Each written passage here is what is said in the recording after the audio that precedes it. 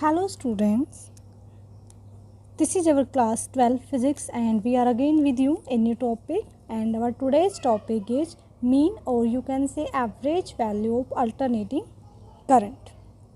Okay students, so this is our chapter 7 and you already know कि हमारे chapter 6 में से तो कोई भी पार्ट कुछ भी डिलीट नहीं हुआ है जो हमारा रिड्यूस सिलेबस है, और इसमें से आपका जो डिलीट हो रखा है देखो जो ऑलरेडी है वो आपको पता ही है, और अब की बार जो डिलीट किया है तो वाटलेस करंट हमारा जो पार्ट है वो हटा दिया गया है। अब मैं जो वीडियोज़ बनाऊँगी इसमें आपको साथ साथ बताती रहूँगी कि इस चैप्टर में से क्या क्या पार्ट आपका डिलीट हुआ है।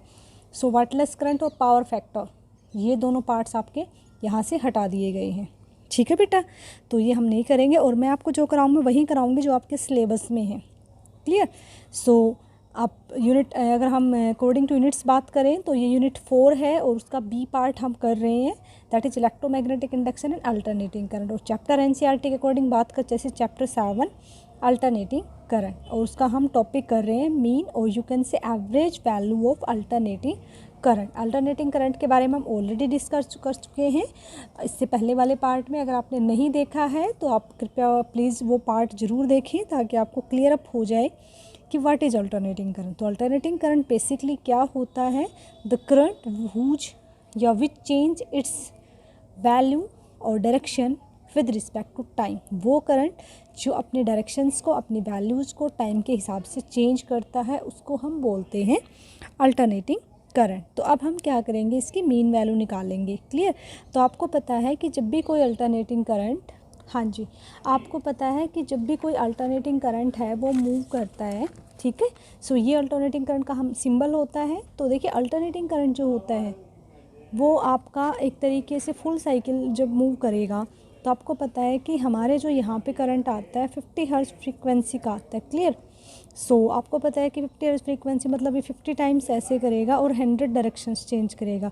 तो ये हमारा पॉजिटिव हाफ होता है, नेगेटिव हाफ। अगर हम फुल साइकिल की बात करेंगे तो हमारा एवरेज क्या आ जाएगा, 0, बिकॉज ये पॉजिटिव हाफ ये नेगेटिव हाफ, तो टोटल रिजल्ट क्या आएगा, 0 आएगा, है ना। तो टाइमिंग हमारा 0 से T/2 और T/2 से T। तो हम क्या करेंगे, अब जो हमारे प्रैक्टिकली मतलब ये बात पॉसिबल है कि प्रैक्टिकली तो हमें पता है कि अगर हम पॉजिटिव हाफ निकाल लेंगे और नेगेटिव हाफ निकाल लेंगे दोनों को सम अप करेंगे तो ओवरऑल रिजल्ट 0 आएगा। तो हम क्या करते हैं, हम 0 से T/2 तक निकालते हैं, ठीक है। तो हम यहाँ तक 180 डिग्री तक की बात करेंगे। समझ रहे हो आप मेरी बात, ठीक है। सो इसमें हमें ध्यान रखना है कि हम पहले 0 से T/2 की एवरेज निकाल लेंगे हाफ साइकिल का। सो स्टूडेंट्स हम इसमें क्या करेंगे बेटा, हम इसकी मीन वैल्यू निकाल लेंगे मतलब सिर्फ हाफ टाइम के लिए, ठीक है। सो ये हमारी जो लाइन है ये आई यानी कि करंट को रिप्रेजेंट कर रही है और ये हमारा टाइम, बिकॉज आपको पता है मैं पॉजिटिव हाफ के लिए निकालूँ, पहले कौन सी साइकिल के लिए निकाल लूँगी, पॉजिटिव हाफ साइकिल के लिए निकाल लेंगे हम। क्लियर। तो अब आपको पता है जनरली जो हमारा एवरेज निकालने का फॉर्मूला होता है वो क्या होता है, जब हम किसी की भी मीन निकालते हैं तो होता है टोटल नंबर ऑफ़ क्वांटिटी। आपने छोटी क्लासेज में बहुत अच्छे से किया हुआ है, और अपॉन में आएगा नंबर ऑफ़ क्वांटिटीज। अगर मैं आपको ये बोलूँ कि मेरे पास टोटल 5 नंबर है तो आप उसका एवरेज कैसे निकालोगे, तो हम उसका एवरेज ऐसे निकालेंगे 1 + 2 + 3 + 4 + 5 और 5 से डिवाइड कर देते हैं, इसी तरीके से निकालते हैं ना, ठीक है। लेकिन आप ये बताओ यहाँ पे हम ये सिंपल मेथड अप्लाई नहीं कर पाते। क्यों नहीं अप्लाई कर पा रहे हैं बेटा, बिकॉज यहाँ पे हमारी वैल्यू कांस्टेंट नहीं है, देखिए कंटिन्यूसली चेंज हो रही है। अब यहाँ पे देखिए अब आपको पता आई क्या होता है, चार्ज इनटू टाइम। यहाँ पे देखिए आपका स्मॉल है, ठीक है, उसके बाद ये इंक्रीज होता जा रहा है, उसके बाद ये कांस्टेंट हो जाएगा, फिर ये धीरे धीरे डिक्रीज होना स्टार्ट हो जाएगा। तो हमारा जो यहाँ पे करंट है वो क्या हो रहा है, वेरी हो रहा है अकॉर्डिंग टू टाइम कंटिन्यूली, मतलब कि इसकी फिक्स वैल्यू नहीं। जैसे आपका जो AC करंट होता है ना वो इस तरीके से होता है, ठीक है, I/T। तो देखिए उसकी वैल्यू ना हर जगह फिक्स होती है, जैसे आई है अपना यहाँ पे भी, यहाँ पे भी, यहाँ पे भी फिक्स है, उसमें कोई वेरिएशन नहीं आता। तो उसमें क्या होता है कि किसी भी तरीके की हमें एवरेज वैल्यू हमारी फिक्स आ जाती है, लेकिन इसमें हमें एवरेज निकालना पड़ेगा। अगर मान लो मैं आपको बोलूँ इस पॉइंट पे हमारा करंट कितना है तो इस पर आपको निकालना पड़ेगा अलग तरीके से। तो हम क्या करते हैं, एक एवरेज एक कॉमन चीज़ ले लेते हैं, कॉमन फैक्टर निकाल लेंगे जिससे हम किसी भी पॉइंट पर करंट फाइंड आउट कर पाएँ, ठीक है। तो हम ये करेंगे। अब देखिए करंट की डेफिनेशन क्या होती है एवरेज करंट की, तो the value of study current, वो स्टडी करंट यानी कि वो constant current which would send same amount of charge. क्योंकि बेटा देखिए आपको ये पता होना चाहिए I = Q/T, ये होता है करंट का फॉर्मूला, यानी कि कितने टाइम में कितने फ्लो ऑफ चार्जेज हैं। तो टाइम का मतलब ये होता है, करंट का मतलब ये होता है फ्लो ऑफ चार्ज कैरियर यानी कि free charge carriers with respect to time is called current. So the value of steady current or you can say constant current which would send same amount of charge through a circuit in time of half cycle. समझ में आई आपको कि वो constant current जो charges same भेजेगा, मतलब इतने time में सेम अमाउंट ऑफ चार्ज जाएंगे हाफ साइकिल में, ठीक है, as is send by AC through same circuit. Clear, मतलब कि अगर डीसी करंट है, डीसी करंट भी मतलब इसमें से आपको पता है डीसी करंट भी किसकी वजह से होगा, चार्ज कैरियर की वजह से होगा, और जो हमारा एसी करंट है वो भी किसकी वजह से होता है, चार्ज कैरियर की वजह से होता है, ठीक है। तो हम यही बोल रहे हैं कि स्टडी करंट की बात करें, इट मीन्स हम डीसी करंट की बात कर रहे हैं। देखिए वैसे तो इनको इक्वलाइज करना मुश्किल हो जाता है एसी और डीसी को, तो हम कह रहे हैं कि जो हमारा स्टडी करंट है यानी कि जो डीसी करंट है, अगर वो यहाँ से यहाँ आता है तो जितने चार्ज कैरियर उसमें हो रहे हैं, डीसी करंट में भी उतना ही चार्ज गया उतने ही टाइम में, और एसी में भी उतना ही चार्ज उतना ही टाइम लेगा। सो हम कह सकते हैं कि ये इसकी एवरेज वैल्यू होगी टी हाफ पर। तो अब इसको हम कैलकुलेट करते हैं। सो हमें पता है कि the value of alternating current is, because देखिए आई की वैल्यू तो वी बाई आर होता है सिंपली, जो हमारा डीसी में तो I is equal to q by t होता है। सो यहाँ पे एवरेज वैल्यू क्या हो जाएगी, I is equal to I naught sine omega t. अब आप देखिए बेटा यहाँ पे अलग अलग पार्ट्स पे, जैसे मान लो I1 current, I2 current, I3, तो अलग अलग करंट हो रहा है ना यहाँ पे अलग अलग जगह पे। तो हम इन सबको क्या करेंगे, सम अप करेंगे, यानी कि इन टोटल इनका एवरेज निकाल लेंगे। तो टोटल एवरेज कैसे निकालोगे आप, अब जब आपको एवरेज निकालना होता है, सम अप करना है किसी चीज़ को, तो हम उसके लिए क्या करते हैं, उसके लिए हम इंटीग्रेशन मेथड यूज करते हैं। तो हम आई इसको एम से भी रिप्रेजेंट कर सकते हैं एवरेज वैल्यू को, या आई एवरेज से भी, आपकी अपनी चॉइस है, आपका जो मन करे आप उस मेथड से यूज करो। तो देखिए यहाँ पे हमारा हर पॉइंट पे करंट चेंज हो रहा है। तो हम क्या कर लेते हैं, हम अपनी छोटी सी मतलब कोई भी वैल्यू कंसिडर कर लेते हैं। हमने सपोज करो ये ले लिया, यहाँ पे हमने यहाँ से लेकर यहाँ तक हमने टाइम डी टी कंसिडर कर लिया, और यहाँ से लेकर यहाँ तक जो चार्ज फ्लो हो रहा है वो हमने डी क्यू मान लिया, और यहाँ से लेकर यहाँ तक जो करंट है वो हमने आई मान लिया। This is instantaneous time, instantaneous charge and instantaneous current. हमने करंट को आई से रिप्रेजेंट कर दिया। क्या है ये हमारा इंस्टेंटेनियस, ठीक है, करंट। क्लियर, छोटे से हम देखिए, हम छोटे से हमको आपको पता है फिजिक्स में हम ऐसे ही करते हैं, छोटा सा टाइम, छोटा सा चार्ज और छोटा सा करंट हमने लिया, और फिर हम उसको क्या कर देते हैं, 0 से लेकर टी बाई तक टू तक क्या कर देंगे, उसको इंटीग्रेट कर देंगे। उस तरीके से हमारे पास टोटल आ जाएगा। ठीक है बेटा, तो आई एवरेज निकाल लेंगे। आप इसको आई एम से रिप्रेजेंट कीजिए या आई एवरेज से रिप्रेजेंट करिए, आपकी अपनी चॉइस है। तो ये किसके इक्वल हो जाएगा, total charge upon total time. तो टोटल चार्ज कितना हो जाएगा, छोटे से चार्ज जो हमारे पास था डी क्यू, उसका हमने क्या कर दिया, समेशन कर दिया, इंटीग्रेट कर दिया। टोटल टाइम कितना ले रहे हैं हम, टी बाई टू, बिकॉज देखिए 0 से टी बाई टू, तो final value T by two initially है, तो टी टू माइनस 0, तो टोटल हमारा टाइम हो जाएगा टी बाई टू। ठीक है, अब देखिए अब चार्ज क्या होता है, आई इंटू डी टी। ठीक है, कहाँ से कहाँ तक बात कर रहे हैं, 0 से टी बाई टू तक बात कर रहे हैं। अब आई की वैल्यू क्या है, तो इक्वेशन 1 के अकॉर्डिंग हम यहाँ पे आई की वैल्यू पुट कर देंगे। तो इंटीग्रेशन आई naught sine omega T D T, okay, और नीचे अपना टाइम रहेगा टी बाई टू, और कहाँ से कहाँ तक हमारा टाइम वेरी कर रहा है, 0 से 2 बाई टी। ठीक है बेटा, चलिए अब इसको हम सोल्व करते हैं। तो देखिए आप यहाँ पे हमारा जो टी बाई टू है, ठीक है, जो हमारा करंट है, ये सॉरी ये हमारा आई नोट है, ये तो पी की वैल्यू है तो फिक्स है। इसको हम क्या कर लेते हैं, टी को टू ये इसको अलग ले जाते हैं, 2 आई नोट बाई टी, इसको हम बाहर रखते हैं और इसको हम इंटीग्रेट करते हैं 0 से T by two sign omega T D T. तो आपको पता है कि इंटीग्रेशन हमने मैथमेटिक्स में करा हुआ है, तो साइन का इंटीग्रेशन क्या होता है, तो जब साइन को इंटीग्रेट करेंगे तो हमारे पास आएगा माइनस कोस ओमेगा टी।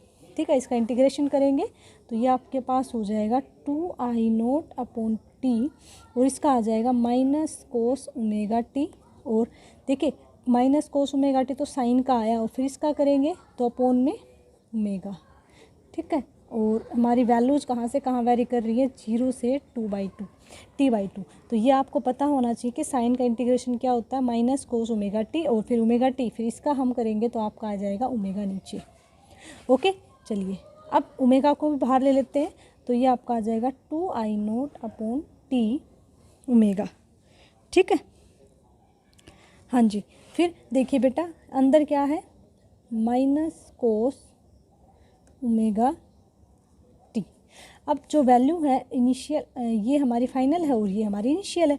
तो अब हम क्या करेंगे, जहाँ पे हमारा टी है वहाँ पे ये वैल्यू पुट करेंगे और एक बार ये वैल्यू पुट करेंगे। तो अब आपको पता है ओमेगा की वैल्यू क्या होती है, 2π/t, क्योंकि वैसे तो हम ओमेगा को कट नहीं कर सकते, तो हम ओमेगा की जगह क्या पुट कर देंगे, 2π/t। जब इसकी लिमिट्स पुट करेंगे और लिमिट्स पुट करते हैं तो final limit minus initial limit होता है, तो टी की जगह एक बार ये पुट करेंगे और एक बार ये पुट करें। तो चलिए पुट करते हैं, तो आपका हो जाएगा ये 2I0/t, ठीक है, और ये ओमेगा साथ में रहेगा और माइनस कोस, देखिए जिस माइनस को हम बाहर ले लेते हैं कुछ टाइम के लिए ताकि हमें कोई प्रॉब्लम ना आए, तो इसको हम बाहर ले लिया हमने, तो हो जाएगा कोस ओमेगा की जगह 2π/t इंटू में t/2 माइनस कोस 2π/t, ठीक है। ये जो छोटे वाला टी था ना बेटा, मैंने उसकी जगह इसको, ये जो ओमेगा की जगह पुट करा है और ये मैंने छोटे वाले टी की जगह वैल्यूज पुट करी है। अब आपको क्लियर हो गया होगा, क्लियर, और इनटू में टाइम 0, ठीक है। अब देखिए 2 से 2 कैंसिल हो जाएगा, टी से टी कैंसिल हो जाएगा। कोस पाई की वैल्यू क्या होती है बेटा, ये मैंने आपको मैथ्स में आपको अच्छे से भी आती है, फिर भी मैं आपको बता देती हूँ। कोस पाई होता है -1 और कोस 0 होता है 1, तो हम दोनों की वैल्यूज़ पुट करेंगे तो आ जाएगा -2I0/t, और ये आपका हो जाएगा बेटे -1 -1, बिकॉज ये माइनस इसका है।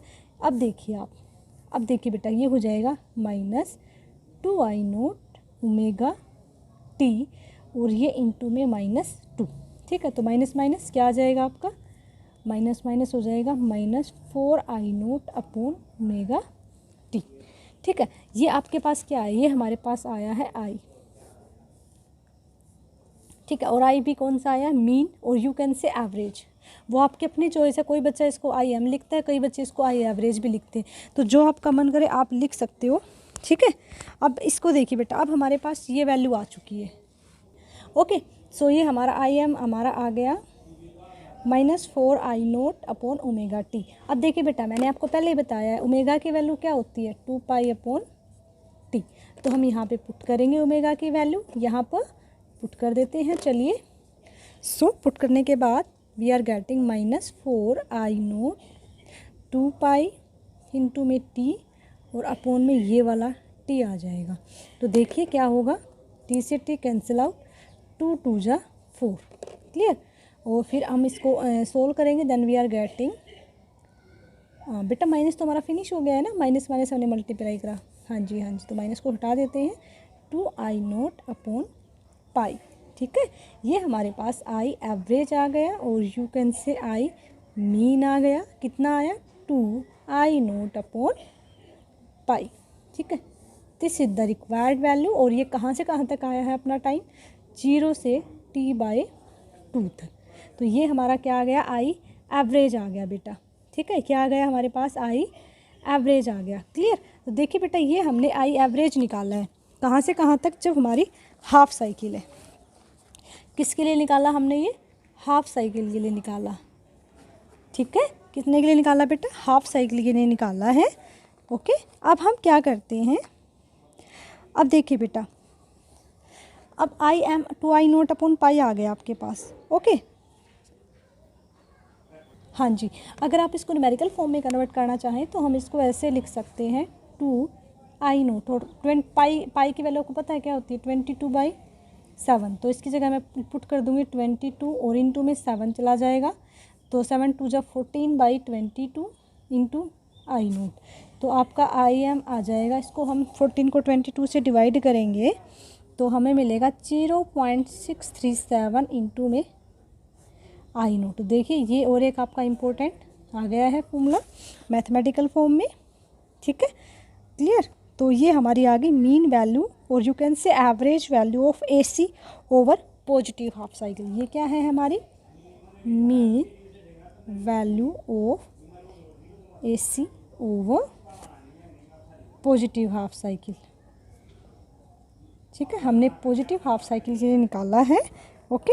और ये क्या है अपनी, दिस इज 0.637 टाइम्स, ठीक है। तो so mean value of AC over positive half cycle, ये 0.637 times the peak value of AC, the peak value of AC, ठीक है। यानी कि ये आई नोट क्या है, हमारी पीक वैल्यू है, ठीक है। तो ये हमारी मीन वैल्यू है, ये हमारी पीक वैल्यू है। तो आप कह सकते हो जो मीन वैल्यू है वो जो पीक वैल्यू का 63% है।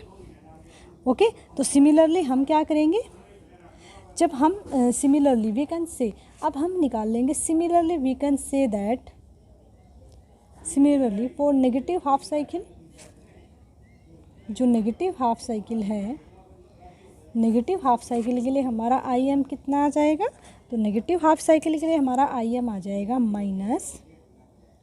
-2I0/पाई, है ना। नेगेटिव हाफ साइकिल के लिए आ जाएगा। और अगर आप मैथमेटिकली बात करेंगे तो आ जाएगा IM 0.637 I0, ये नेगेटिव हाफ साइकिल के लिए आ गया, है ना। देखिए ये हमारा नेगेटिव, हमने पॉजिटिव हाफ साइकिल डेरिवेशन करा है, तो आप इसी तरीके से करेंगे तो किसके लिए आ जाएगा, नेगेटिव हाफ साइकिल के लिए आ जाएगा। अब हम क्या करेंगे, अब हम आई एवरेज निकाल लेंगे फुल साइकिल का, ठीक है। हम क्या करेंगे, आई एवरेज निकाल लेंगे फुल साइकिल का। मैं इसका आपको डेरिवेशन भी करके बता देती हूँ, क्लियर। अब मैंने हाफ साइकिल निकाला, वैसे आपका हाफ साइकिल का ही है सिलेबस में, ठीक है। तो अब हम निकाल लेंगे मीन और average value of AC over 1 complete cycle.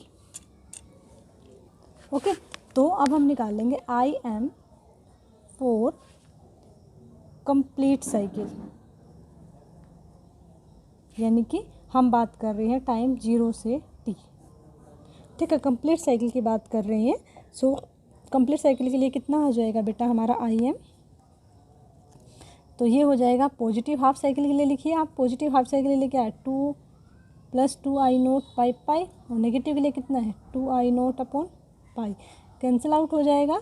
तो हमारी फुल कंप्लीट साइकिल के लिए IM कितना हो जाएगा, 0। तो कंप्लीट साइकिल के लिए हमारी एवरेज वैल्यू कितनी आ जाएगी, 0 आ जाएगी। कितनी आ जाएगी बेटा, 0 आ जाएगी, ठीक है। तो ये आपको काफ़ी इम्पोर्टेंट डेरिवेशन है और इसको आपको काफ़ी ध्यान से करना है, क्लियर, समझ रहे हो आप अच्छी से, ठीक है। सो हम बेटा नेक्स्ट पार्ट में हम करेंगे हमारा जो हमारा यही हम निकालेंगे। अभी हमने क्या निकाला था, अभी हमने निकाला था mean value of alternating current.